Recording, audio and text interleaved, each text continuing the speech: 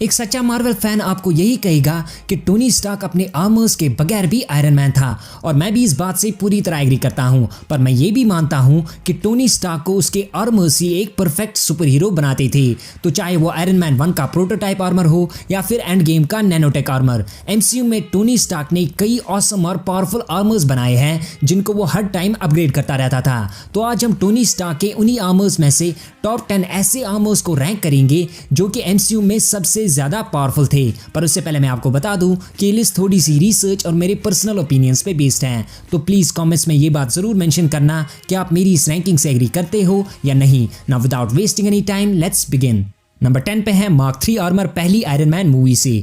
Tony Stark के mark 3 armour ने iron man को एमसीयू में एक प्रॉपर सुपर हीरो की पोजीशन दे दी, और एक इंपॉर्टेंट चेंज जो वो इस मॉडल में करता है वो है इसकी iconic red and gold scheme, जिसकी इंस्पिरेशन टोनी ने अपनी कार से ली थी। मार्क 3 आर्मर टोनी का ऐसा पहला आर्मर था जो कि पूरी तरह बना था बैटल के लिए, और इसमें लड़ने के लिए पूरा आर्सेनल भी था, जिसमें शामिल थे anti tank missiles, फ्लेयर्स, shoulder mounted mini guns जैसे वेपन्स भी। इतना ही नहीं बल्कि मार्क 3 आर्मर में इंटेंसिफाइड रिपल्सर्स के अलावा पावरफुल यूनिबीम भी थी जो कि लगी होती थी उसके चेस्ट पे।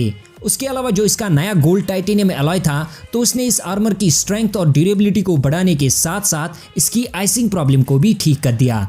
Number 9 mark 5 armour.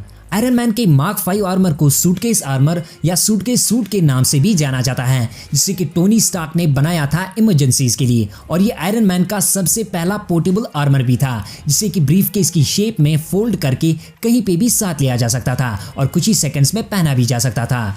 इस आर्मर को सबसे पहले हमने आयरन मैन 2 में एक कार रेस के दौरान देखा था, जहां पे आइवन वेंको ने टोनी स्टार्क पे एक अनएक्सपेक्टेड हमला किया और उसे रोकने के लिए टोनी ने इसी आर्मर का यूज किया। उसके अलावा ये आर्मर बहुत सारे लाइट वेट प्लेट्स का भी बना है, जो कि पहनने वाले को क्विक सूटअप के साथ साथ बढ़िया मूवमेंट भी प्रोवाइड करता है। नंबर 8 पे है mark 7 armour. Mark 7 armour Tony Stark का 7th आयरन मैन आर्मर है, और ये ऐसा पहला आर्मर था जिसे कि ऑटोमेटिक डिप्लॉयमेंट और ऑटोमेटिक असेंबली के लिए डिजाइन किया गया था। इसका डिलीवरी सिस्टम भी बाकी आर्मर से बहुत ही ज्यादा एडवांस था, जिसमें कि ये सूट एक मेटल केसिंग में होता है जो कि टोनी स्टार्क के ब्रेसलेट्स को ट्रैक करके उसकी बॉडी पे असेंबल हो जाता था। तो ये सूट बहुत ही पावरफुल वेपन से भी आर्म था, जिसे कि बनाया गया था हैवी कॉम्बैट के लिए। उसके अलावा ये आर्मर हैवी बैटल डैमेज भी बहुत ही आसानी से विथस्टैंड कर सकता था, जिसके एग्जाम्पल हम पहले ही बैटल ऑफ न्यूयॉर्क में भी देख चुके हैं। इस आर्मर में ही पहली बार हमें प्लाज्मा चार्ज रिपल्सर्स और साइड वाइंडर्स के साथ साथ रिचार्जेबल लेजर्स और रियर थ्रस्टर्स भी देखने को मिले थे, जिनकी मदद से ही आयरन मैन एक लिवायथन शिप को डिस्ट्रॉय भी कर पाया और एक न्यूक्लियर मिसाइल को कैरी भी कर पाया था। Number 7 mark 42 armour. Mark 42 armour Tony Stark का 42nd आयरन मैन सूट था, जो कि उससे पहले के आर्मर से बहुत ज़्यादा एडवांस और पोर्टेबल भी था। तो ये आर्मर भी ऑटोमेटिक डिप्लॉयमेंट और ऑटोमेटिक असेंबली के लिए डिज़ाइन किया गया था, जो कि बना था कई अलग अलग कंपोनेंट से, और इसके हर कंपोनेंट में एक अलग प्रोपल्शन सिस्टम भी था, ताकि टोनी स्टार्क इसके हर पार्ट को अपने कमांड्स पे अपने पास बुला भी सके। मार्क 42 आर्मर टोनी का पहला ऐसा फुल्ली रिमोट कंट्रोल्ड आर्मर है जिसके हर पार्ट को टोनी स्टार्क माइक्रोचिप से कंट्रोल कर सकता था, जो कि उसने इंजेक्ट किए हुए थे अपने लेफ्ट आर्म में।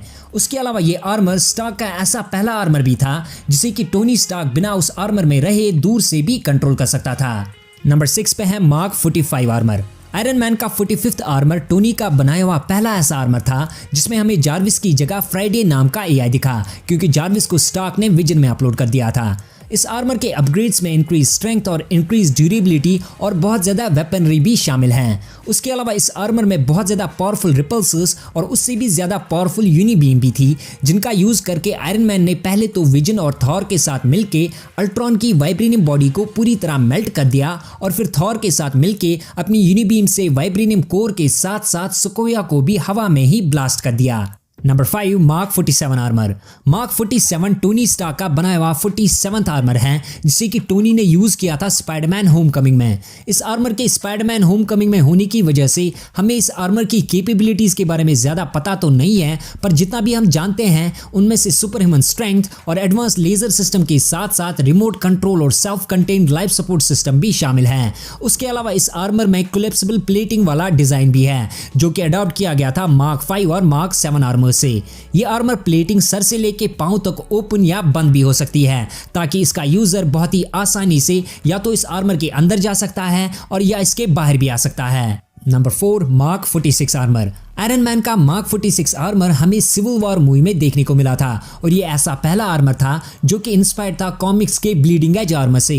इस आर्मर में मल्टीपल मिनिएचर आर्क रिएक्टर्स भी प्रेजेंट थे जो कि इसे और भी ज्यादा पावरफुल बनाते थे और ये पहला ऐसा आर्मर था जिसमें कि शामिल था फुल्ली रिट्रैक्टेबल हेलमेट भी, जिसका मतलब ये है कि टोनी स्टार्क एक ही बटन दबा के पूरे हेलमेट को सूट के अंदर भी वापस डाल सकता था। इस सूट में सुपरह्यूमन स्ट्रेंथ और ज्यादा ड्यूरेबिलिटी के अलावा शामिल थे कुछ नए फीचर्स भी, जिनमें 6 मिनी शोल्डर मिसाइल्स और नेट कास्टिंग के अलावा EMP प्रोजेक्टाइल्स और फाइट पैटर्न एनालाइजेशन भी शामिल है, जिसका यूज करके आयरन मैन ने कैप्टन अमेरिका तक को भी धो डाला था। इतना ही नहीं बल्कि इसकी यूनिबीम इतनी ज्यादा पावरफुल है कि टोनी ने इसका यूज करके विंटर सोल्जर की मेटल आर्म तक को भी एक ही झटके में उड़ा दिया था। नंबर 3 पे है हल्क बस्टर आर्मर।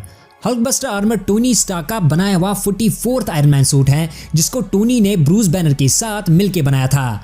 ये एक एक्स्ट्रा ड्यूटी मॉड्यूलर आर्मर है जिसे कि बनाया गया था सिर्फ और सिर्फ हल्क को रोकने के लिए, ताकि कभी अगर हल्क बेकाबू हो जाए और वो तबाही मचा दे तो ये आर्मर उसे रोक पाए।